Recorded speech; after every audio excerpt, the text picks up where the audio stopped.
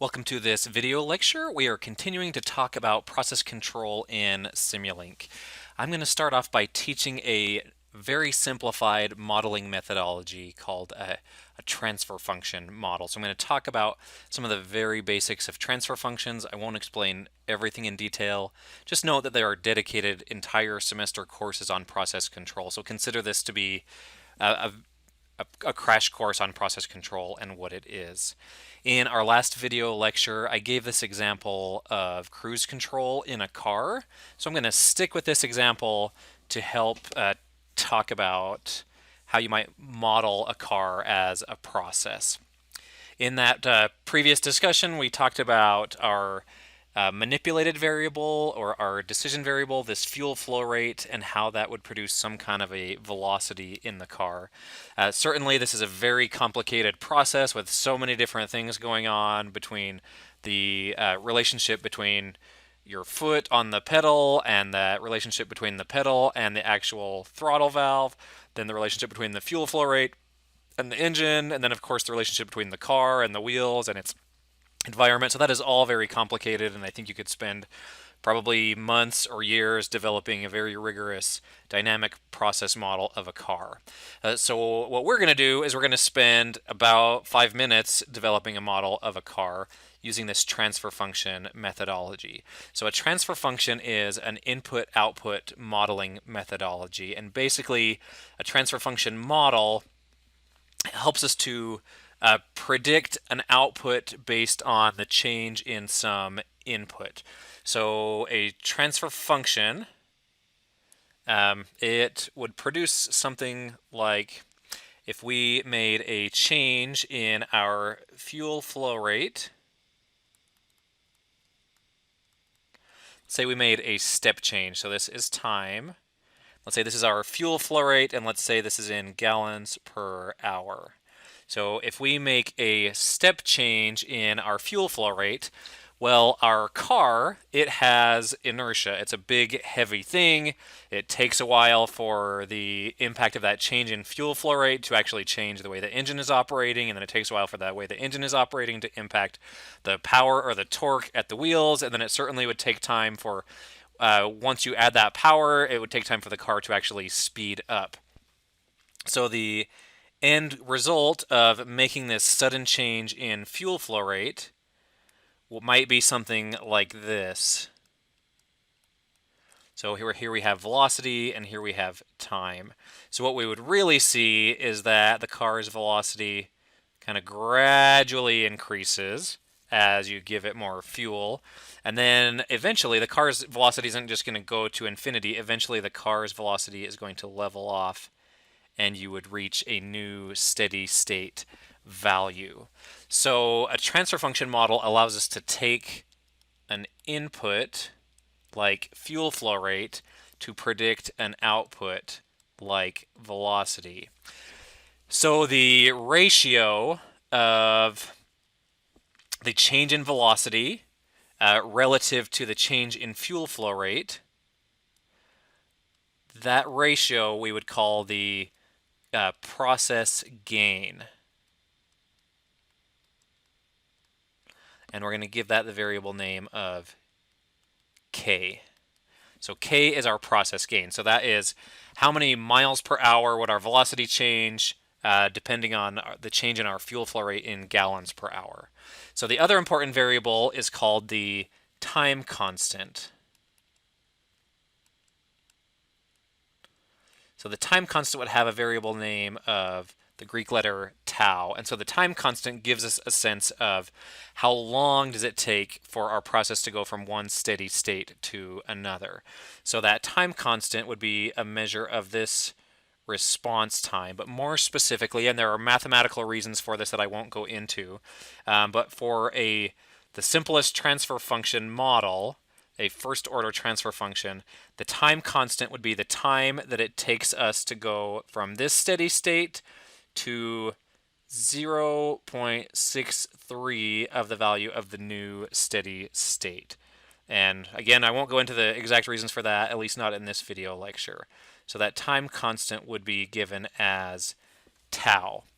Okay, so hopefully this will make sense to you very soon as we launch Simulink and use Simulink to help us develop this input-output process model that accounts for the overall magnitude of the change, which would be our output, um, the change in magnitude of our output relative to the magnitude of change in our input, and then our time constant, which is going to give us a measure for how long does it take us to transition this process from one steady state to another.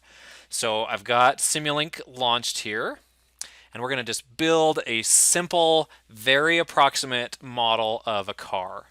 So I'm going to go to my library browser, click on Simulink. I want to get a continuous process. And specifically what I want to find is this transfer function. Okay, so the transfer function itself looks like this. It's if you take process control, you'll know more about the theory behind all of this. First, I'm going to call this our car model. So we see this numerator and then the denominator. So when I double click here, what goes into the numerator is our process gain. So for our car, our input is going to be in gallons per hour.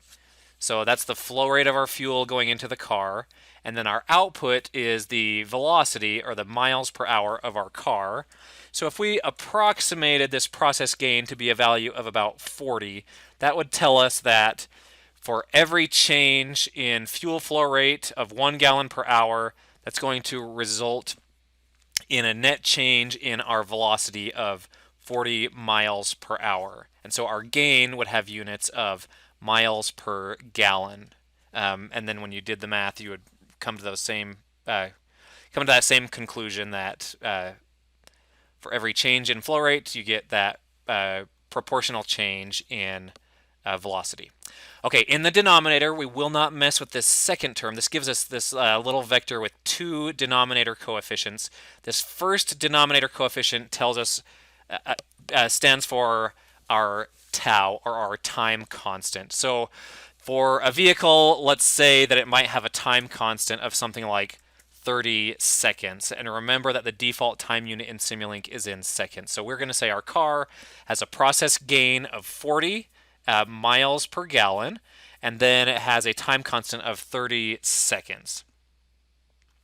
So notice that this pre-populates everything. I will not cover what the S means. That's control theory language because we're working in this different domain. Just again, you can take a full class on process control, and that's sort of outside of the scope of the Smart Systems class, which is to teach a wide variety of different tools that you might use to automate a system. Okay, so now we have this model of our car, this first order transfer function model of our car. So, and again, this is just a very basic, very simple two-parameter model, which is certainly not going to capture all the complexities of an actual car, but this is something that we're going to use to demonstrate some of the principles of process control. All right, I'm going to go back to my library. I'm going to get a couple of, actually just one source block. I'm going to get this step change source. So I'm going to get my step here. I'm going to call this block, let's say we'll make a step at time equals 60 seconds. And let's say we make a change in the fuel flow rate from 1 gallon per hour to 1.5 gallons per hour. And that's going to happen at t equals 60 seconds.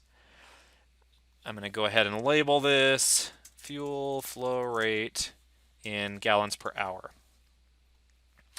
I want to change my overall simulation time. Let's do this for 2 minutes. So basically what we're simulating is we're going to give our system a fuel flow rate of 1 gallon per hour for 60 seconds. Then we're going to make this step change and change that fuel flow rate to 1.5 gallons per hour and do that for the next 60 seconds. All right, I want to be able to see the results of my system, so I'm going to go back to my library browser. I'm going to get a sync block, and here specifically I want to look at a scope that will show me how does my velocity change with time. My scope will just have one input, and I can go here and make these connections with the data flow. Okay, so I've got this very approximate model of my car set up here, and I'm just using this very approximate first order transfer function model. I click run, and I can see the results when I open this scope. All right, so within this time frame, so our car first, it's going to start out at 0 miles per hour. We're going to be applying that 1 gallon per hour fuel flow rate, and our car at 60 seconds is going to get up to about 34 miles per hour. Then, as I increase the fuel flow rate, we get up to something like 65, sorry, something like 56, 57 miles per hour. I can actually go here to this file button. I can go print to figure. This is going to convert my Simulink scope into a MATLAB figure, and this lets me come here and click on this data tips button. So once I have this button, I can actually come and click here on my line, and that'll pop up the actual values. So at this particular point, my time is 58.4 seconds and my velocity is 34.3 seconds. So that's something that's handy. Let's try and give our simulation a little bit longer time to actually reach a steady state. So I'm going to change my overall simulation time. Let's go with 600 seconds or 10 minutes. I'm going to change my fuel flow rate after 5 minutes. So I go back, I click run, and now I actually do reach a steady state. So that steady state velocity, my initial steady state velocity is 40 miles per hour, and then my final steady state velocity after making that change in fuel flow rate is 60 miles per hour. We're going to keep digging in and show you how to actually develop the cruise controller, so stay tuned for future videos.